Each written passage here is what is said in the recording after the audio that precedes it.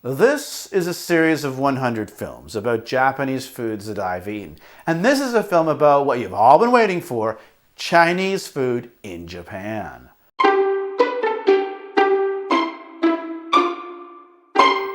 I had never met a Japanese person until I was 24 years old because I never took a Japanese class until I was 24 years old.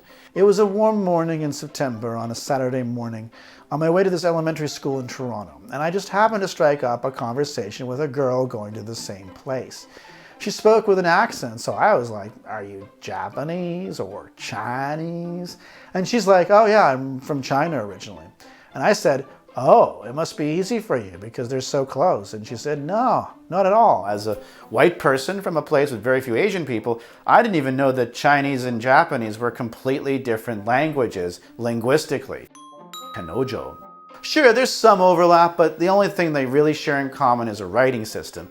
And it isn't a one-to-one translation. The same goes with the cuisine. Japanese food is very, very different from Chinese food. Most Canadians and Americans think of Chinese food as sweet and sour meatballs, spare ribs, fried rice.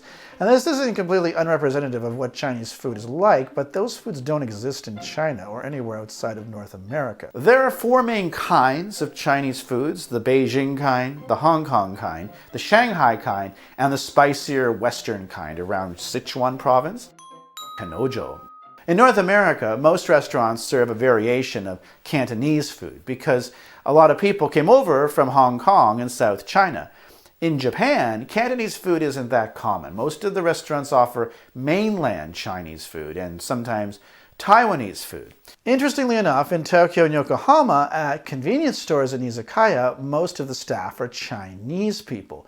You can usually tell because everybody who works at a store or a restaurant has their own name tag. In Japanese, using the word you is considered impolite, and that's why the name tag is there. So if you need to address the staff, you can use their name. Not that I've ever actually seen that happen in practice.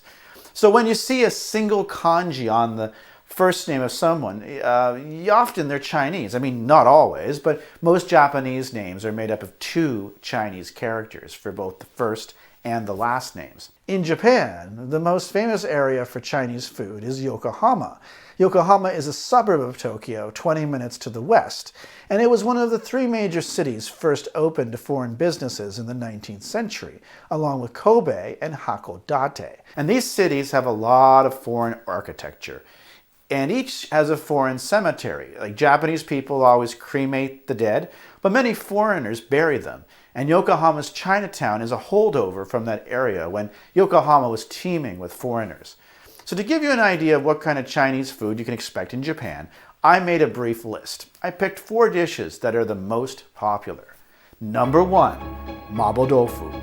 It's basically tofu cooked in a hamburger sauce, and there's also an eggplant version, and both go well with rice. It's spicy since it's from Sichuan cuisine. Number 2, chahan. This is the Japanese name for fried rice. And fried rice is basically the most common food you'll ever find in back alleyways and side streets of Tokyo. Although outside of Chinese restaurants, fried rice isn't all that common in Japan. Usually you'll find it at some small local Chinese restaurants that also serve ramen noodles. It's rice with eggs, some vegetables, and if you're lucky, some chicken too. Number 3, subuta. Fry up some pork, then you cook some onions, pineapples, red or green peppers, and maybe even some carrots. Mix it into a sweet and sour sauce made up of vinegar, sugar, and soy sauce, and guess what? It goes really well on rice. And it's also really easy to make at home.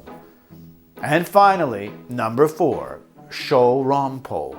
This is a Chinese steamed dumpling. The sky is the limit for what you can put in shorompo. Most popular fillings are shrimp and pork, but there are definitely all kinds of variations on this, things like lamb curry and cheese. I've even heard of dessert shorompo.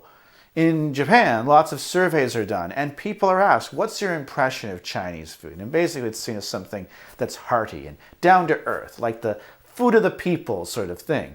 It's basically the opposite of extravagant foreign foods like, say, French cuisine. So if French cuisine is the ultimate in exquisite foreign delicacies, well, Chinese food is the opposite. Where can I get it? That's right, you guessed it, Motomachi Chukagai. Chukagai is the Japanese word for Chinatown. If you're new to Japan, you'll probably want to start in Shinjuku since it's the busiest train station in the world. Take the Shonan-Shinjuku Line to Yokohama Station. 23 minutes later, exit the Yokohama JR station, take the Toyoko Line train in the Motomachi Chukagai direction. The last stop is the Yokohama Chinatown. Go out exit 1, Chinatown is right across the street. As always, keep in mind that this information may be out of date by the time you're watching this. The word of the day. The word of the day is kanojo. This means girlfriend. Not sure about a girl and guy's relationship? Just point to her and ask, with an upturned accent, kanojo? And then you'll know. As always, feel free to watch this film 10 more times and repeat along with me. Or at least that's what I do. Next time. So that's it until next time when we learn how to save your Japanese mother-in-law from having to cook on New Year's Day. So until then, sayonara.